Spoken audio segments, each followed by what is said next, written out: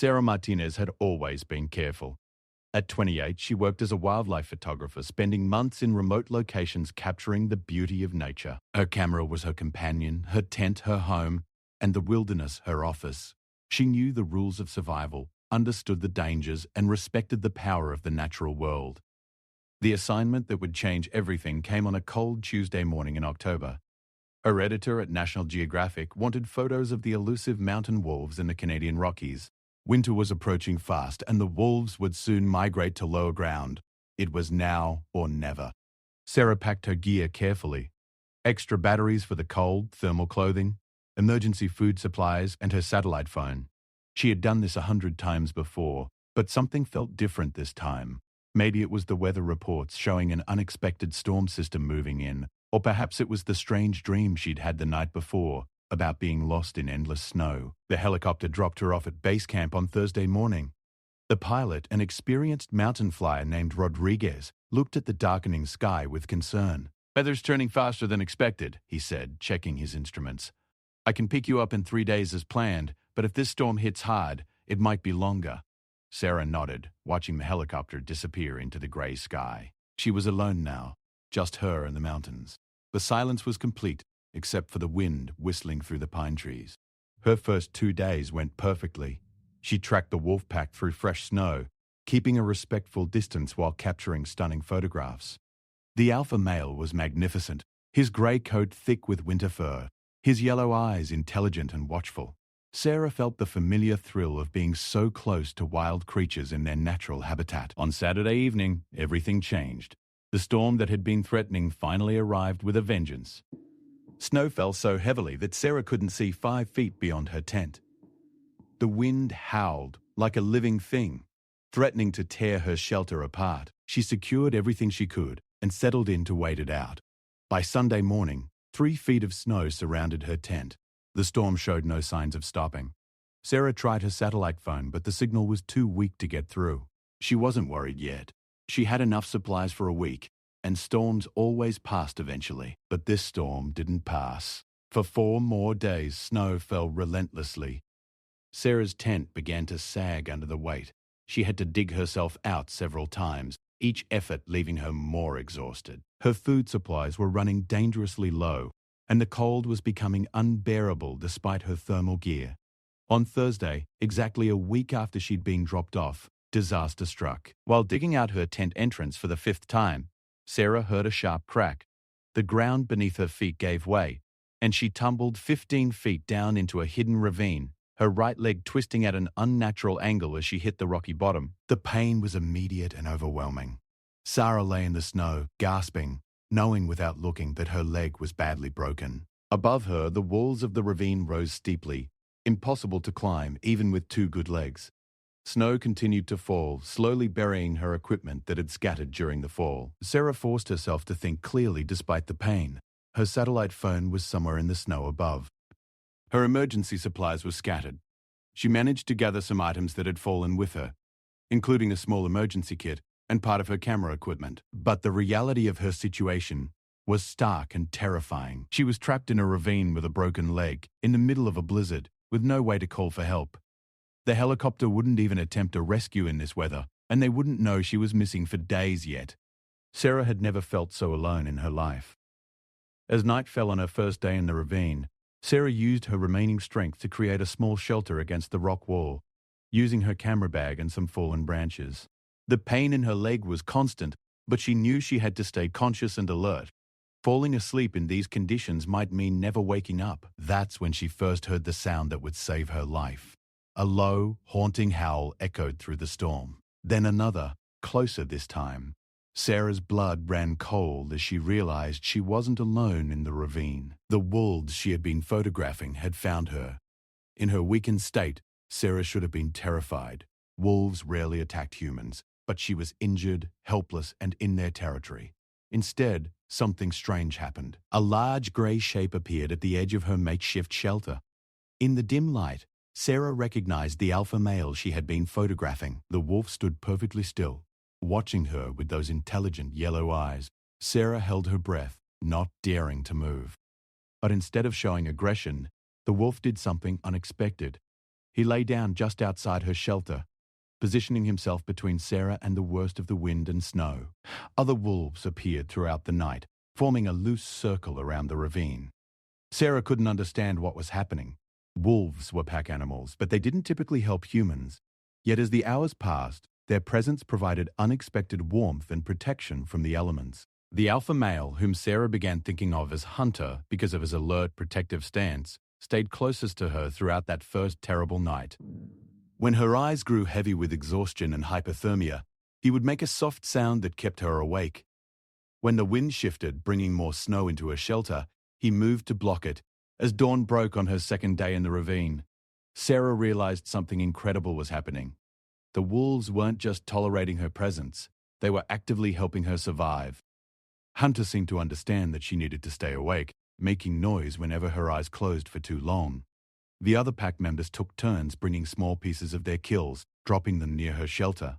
Sarah's rational mind struggled to accept what she was experiencing. She was a wildlife photographer. She knew animal behavior. What these wolves were doing went against everything she understood about their species. Yet the evidence was undeniable. They were keeping her alive. The storm continued for 3 more days. During this time, Hunter never left her side for more than an hour. He seemed to sense when her pain was worst, positioning himself where his warm body provided the most comfort. The other wolves maintained their protective circle, taking turns hunting and returning with food. Sarah began talking to Hunter during the long, painful hours. She told him about her life, her work, her fears about dying alone in the wilderness. The wolf listened with those intelligent eyes, occasionally making soft sounds that seemed like responses. It was impossible, but Sarah felt a connection forming between them. On the 4th day in the ravine, Sarah's condition was deteriorating rapidly. Her broken leg was infected, her food was gone, and hypothermia was setting in despite the wolves' protection. She knew she was dying, and strangely, the knowledge brought a kind of peace. At least she wouldn't die alone. But Hunter had other plans. As Sarah's consciousness began to fade, the wolf did something she would never forget. He began to howl, a long, mournful sound that echoed through the mountains. The other wolves joined in, creating a chorus that seemed to reach into the sky itself. The howling continued for hours, rising and falling in a pattern that seemed almost like a distress signal. Sarah drifted in and out of consciousness, but each time she began to slip away completely, Hunter's voice called her back to awareness. As the 5th day dawned, the storm finally began to clear. Patches of blue sky appeared between the clouds, and for the first time in over a week, the snow stopped falling. Sarah was barely conscious, her body shutting down from cold and injury. But Hunter never stopped his vigilant watch, never stopped the howling that had continued through the night. High above the ravine, the sound of helicopter rotors cut through the morning air. The rescue team had finally been able to fly in the improved weather, following the GPS coordinates from Sarah's last known location.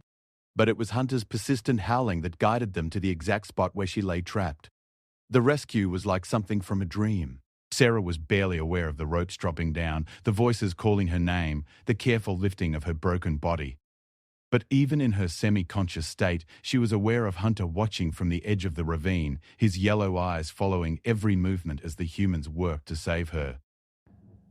As the helicopter lifted Sarah away from the mountains, she caught one last glimpse of the wolf pack. Hunter stood alone on a rocky outcrop, his head raised to the sky. For a moment, their eyes met across the distance, and Sarah felt a connection that transcended species, a bond forged in the crucible of survival and sealed with the gift of life itself. The last thing Sarah remembered before losing consciousness completely was Hunter's howl following the helicopter as it flew towards safety, a sound of triumph and farewell that would echo in her dreams for years to come. Sarah woke up in a hospital room 3 days later, the steady beep of monitors the first sound she heard instead of howling wind. Her right leg was in a cast, elevated and surrounded by metal fixtures that looked like something from a construction site.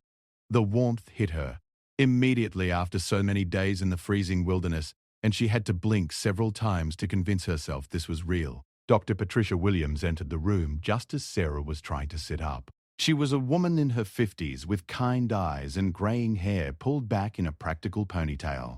Her expression mixed relief with professional concern. "Welcome back to the world," Dr. Williams said, checking the chart at the foot of Sarah's bed. "I'm Dr. Williams, your orthopedic surgeon." You've been unconscious for most of 3 days. How are you feeling? Sarah's throat was dry and scratchy when she tried to speak. The wolves, she managed to croak. There were wolves. Doctor, Williams looked puzzled. Wolves? Sarah, you were found alone in a ravine. The rescue team said they were guided by some kind of animal sounds, but they didn't see any wildlife when they pulled you out. The memories came flooding back immediately. Hunter's yellow eyes, the protective circle of the pack, the constant howling that had kept her alive and ultimately led to her rescue.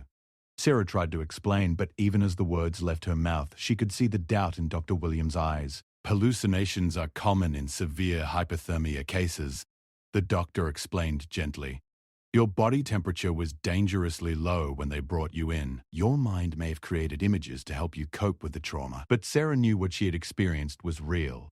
The warmth of Hunter's body against hers during those endless cold nights, the food the pack had brought her, the intelligence in the alpha male's eyes as he watched over her. These weren't hallucinations born from a dying brain. They were memories of the most profound experience of her life. The next few weeks passed in a blur of surgery, physical therapy, and visits from colleagues and friends. The story of her rescue had made national news. Photographer survives week in wilderness during historic blizzard, read the headlines. Everyone wanted to hear about her ordeal. But Sarah found herself unable to share the most important part. Her editor from National Geographic, Marcus Chen, visited on her second week in the hospital. He was a practical man who had sent dozens of photographers into dangerous situations over the years.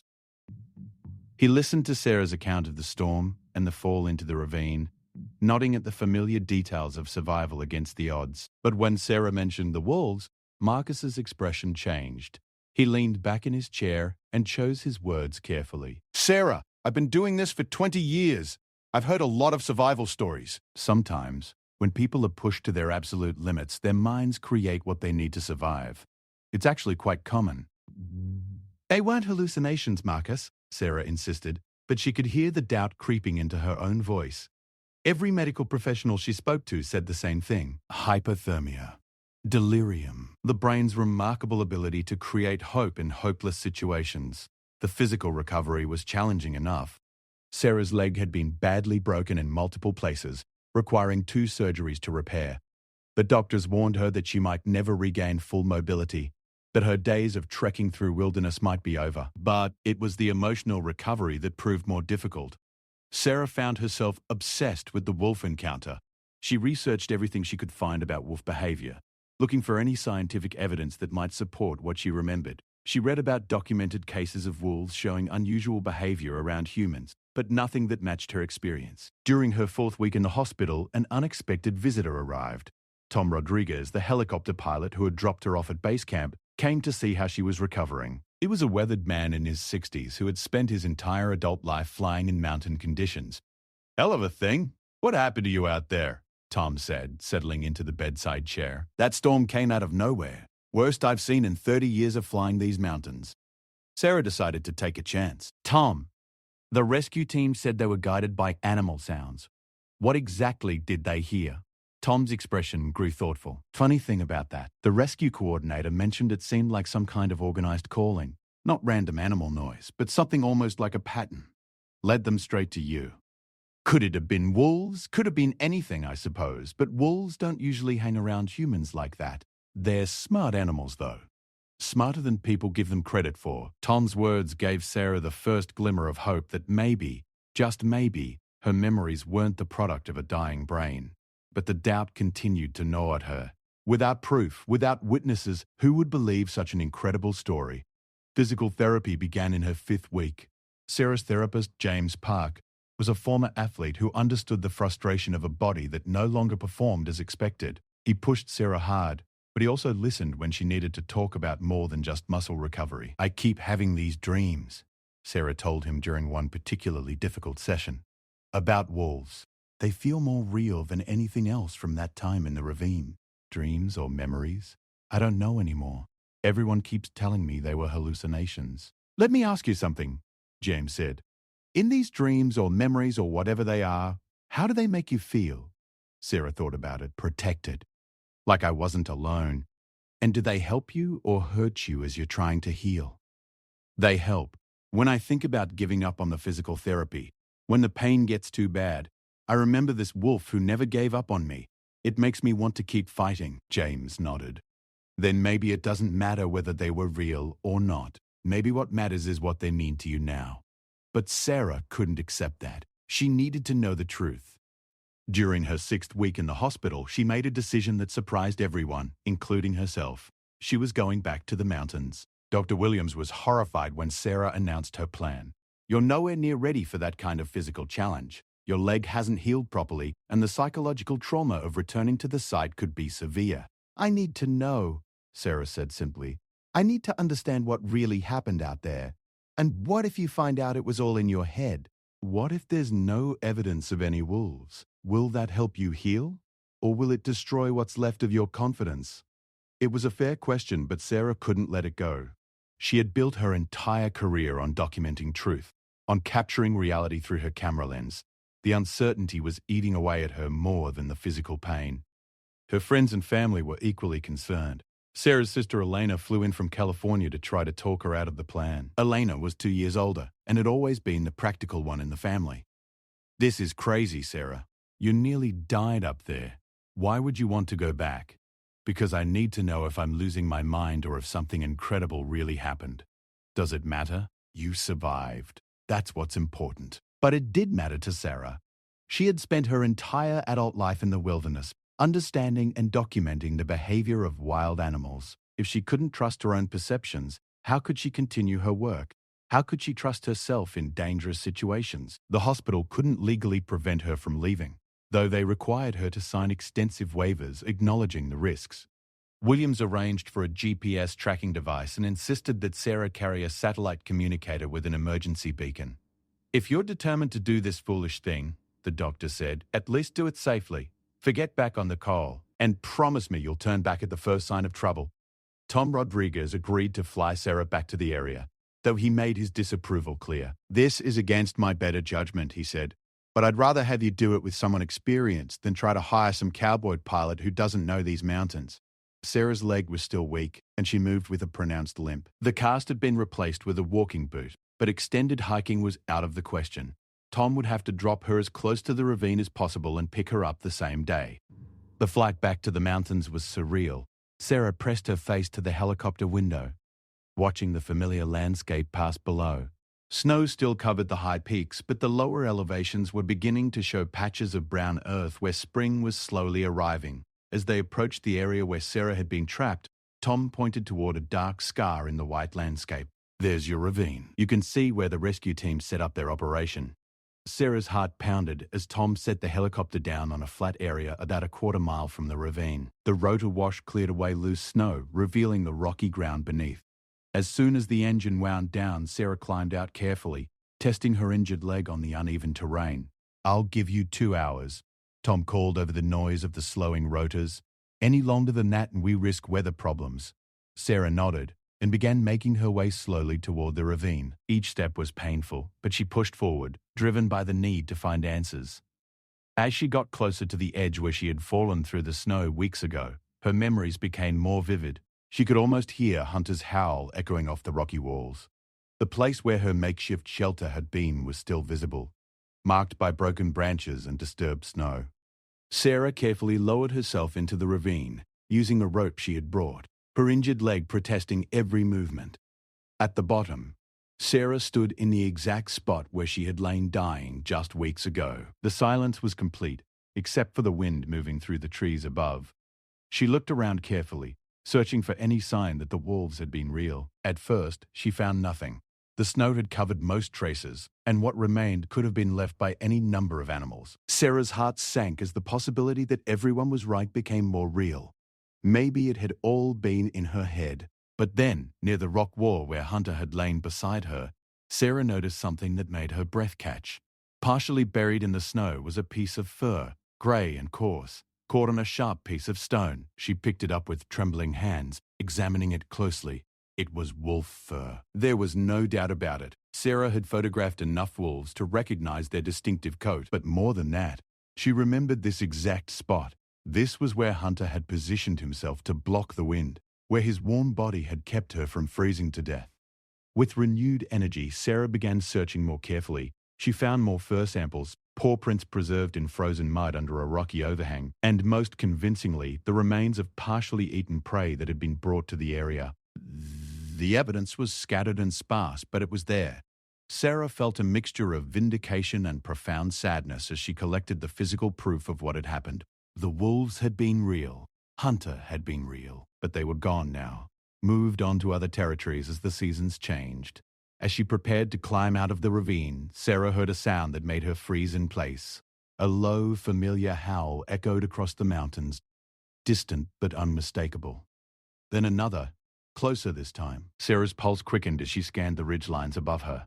There, silhouetted against the blue sky on a rocky outcrop, stood a large grey wolf. Even at a distance, Sarah recognized the proud bearing, the intelligent posture. It was Hunter, watching her just as he had during those desperate days in the ravine. Their eyes met across the distance, and for a moment time seemed suspended. The wolf stood perfectly still, as if acknowledging their shared experience. Then, with a final haunting howl, he disappeared back into the wilderness. Sarah climbed out of the ravine with tears streaming down her face, her pockets filled with evidence, but her heart filled with something far more valuable. She had her answer.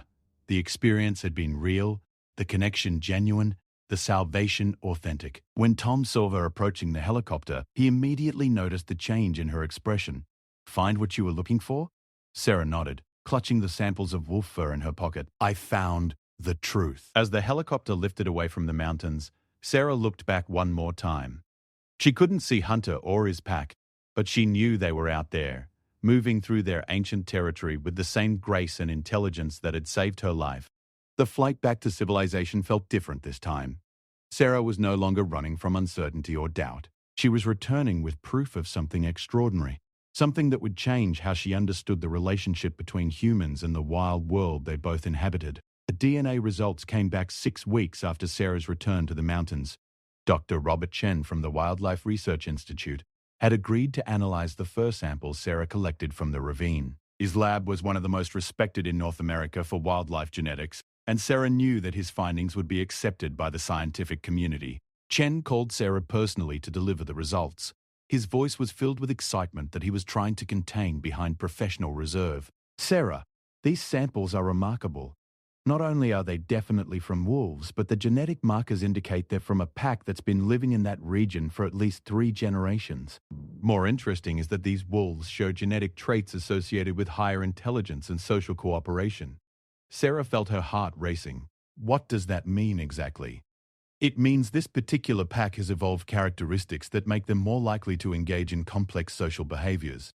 There have been studies suggesting that some wolf populations develop enhanced problem-solving abilities and even rudimentary forms of empathy toward other species when they're isolated in challenging environments. The scientific validation of what Sarah had experienced felt like a weight lifting from her shoulders.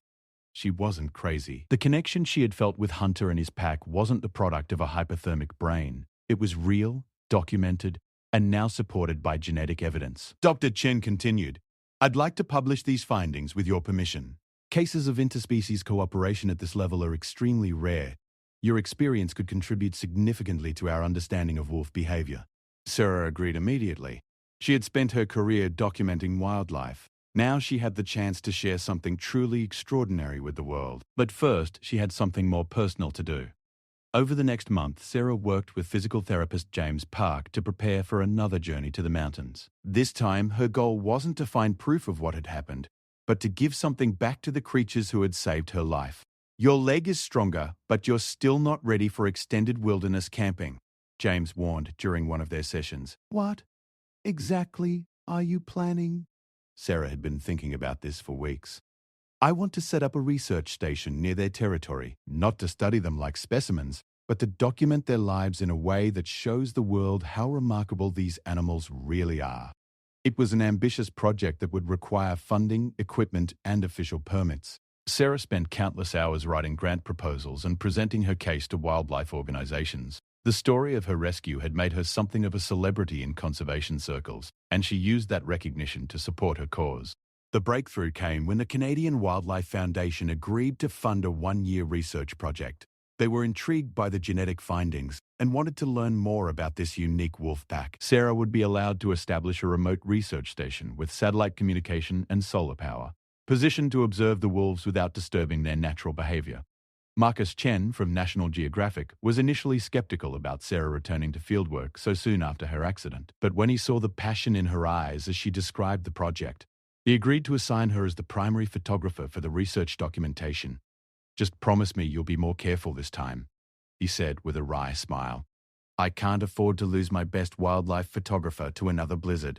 The research station was established in early fall, almost exactly 1 year after Sarah's original assignment. She chose a location on a ridge overlooking the valley where hunters' pack hunted, far enough away to avoid interfering with their activities, but close enough for detailed observation and photography.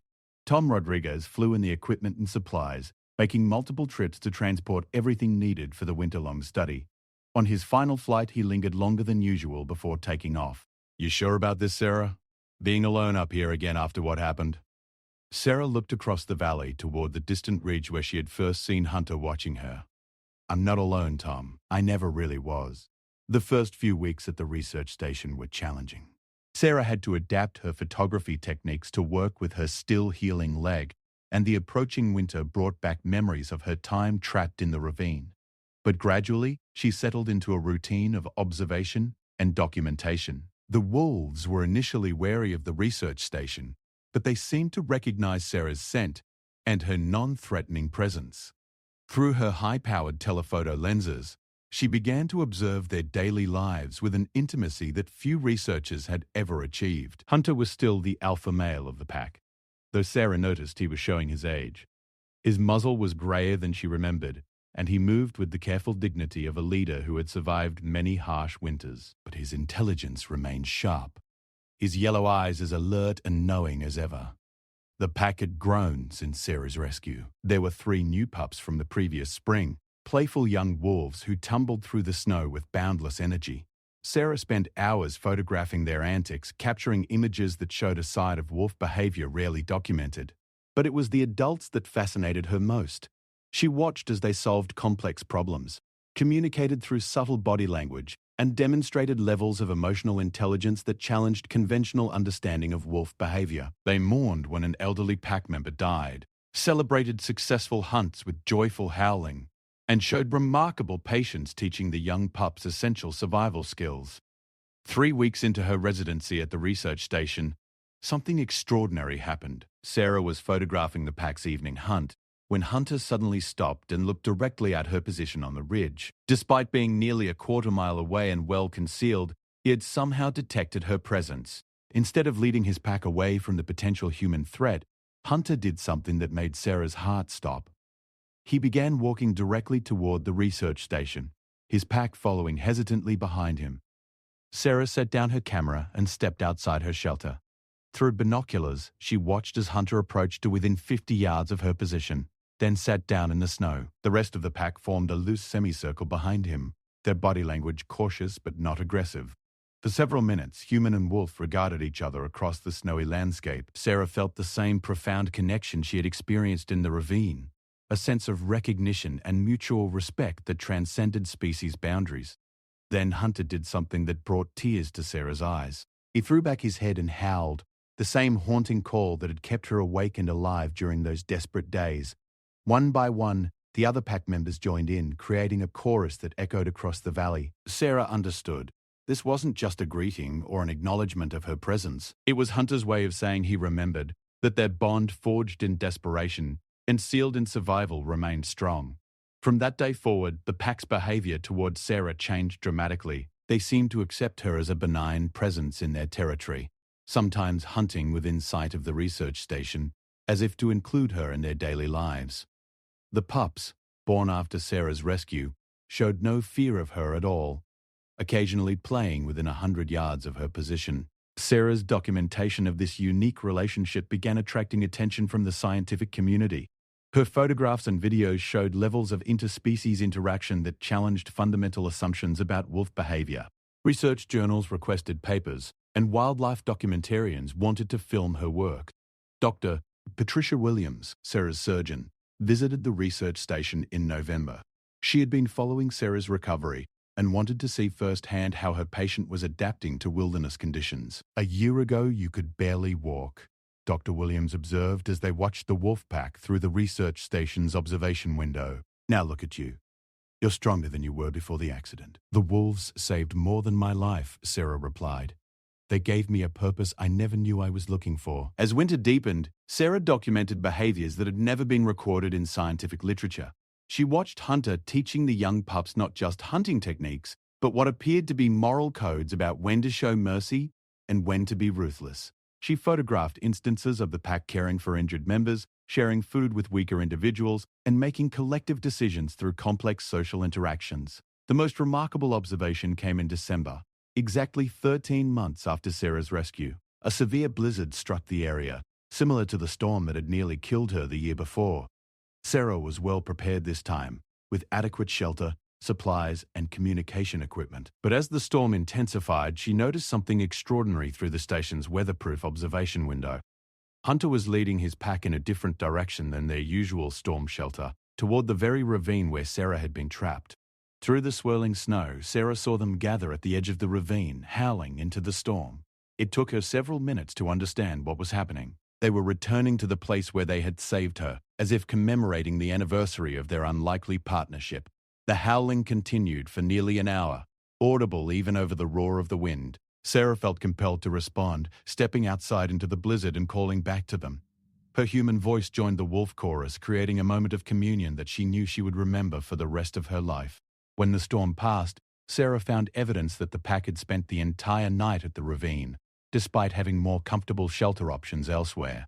It was as if they had held a vigil, honoring the place where two species had found common ground in the face of impossible odds. The research project was scheduled to end in the spring, but Sarah knew she couldn't simply walk away from what she had discovered. She applied for an extension and additional funding to establish a permanent research facility. The data she had collected was too valuable, the relationship too unique to abandon. The extension was approved, along with funding for a larger research team. Sarah would continue as lead researcher, but she would now have assistants, graduate students, and visiting scientists who could help document and analyze the remarkable social structure of Hunter's pack. As spring arrived and the snow began to melt, Sarah reflected on how much her life had changed since that terrifying week in the ravine. She had begun this journey as a wildlife photographer, seeking dramatic images for a magazine assignment. She was ending it as a researcher documenting one of the most significant interspecies relationships ever recorded. Hunter was showing signs of age, his movements slower and more deliberate. Sarah knew that his time as alpha was probably limited, but younger males in the pack were beginning to challenge his leadership. But his legacy would live on in the research data, in the photographs and videos that would educate future generations about the remarkable intelligence and social complexity of wolves. On a warm day in May, Sarah was photographing the pack when she noticed Hunter behaving differently. Instead of participating in the group hunt, he was lying on his favorite rocky outcrop, the same place where Sarah had seen him during her return to the mountains.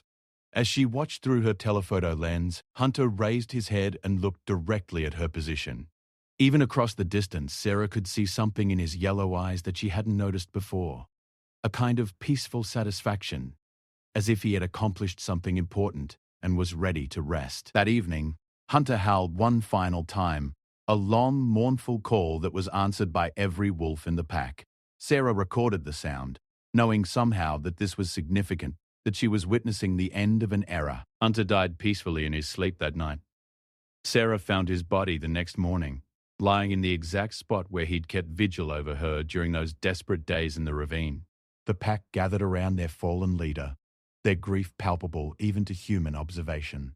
Sarah wept as she photographed the wolves' farewell to their alpha, but mixed with her sadness was profound gratitude. Hunter had not only saved her life, he had given her a new understanding of the natural world and her place within it. The pack eventually moved on, led by a younger male who showed some of Hunter's intelligence but lacked his unique connection to humans. Sarah continued her research, but she knew that what she had experienced with Hunter was extraordinary and unlikely to be repeated. Years later, when Sarah had become one of the world's leading experts on wolf behavior, people would ask her about that week in the ravine. She would show them the photographs, share the scientific data, and explain the genetic factors that might have contributed to the pack's unusual behavior. But the most important part of the story couldn't be captured in photographs or quantified in research papers. It was the moment when two different species recognized their fundamental similarity, when survival became not just individual but collective, when the boundary between human and wild dissolved in the face of shared need. Sarah never forgot the lesson Hunter had taught her during those impossible days. Stay awake. Don't let go. Help comes in forms you might never expect, and sometimes the greatest gift you can give is simply refusing to abandon hope, no matter how dark the situation becomes. The research station still operates today, continuing to document the wolves of the Canadian Rockies. Sarah's work has contributed to new conservation policies and a deeper understanding of predator intelligence. But for her, the most important result was simpler. She had learned that in the wilderness, you are never truly alone if you know how to listen for the voices calling you back to life.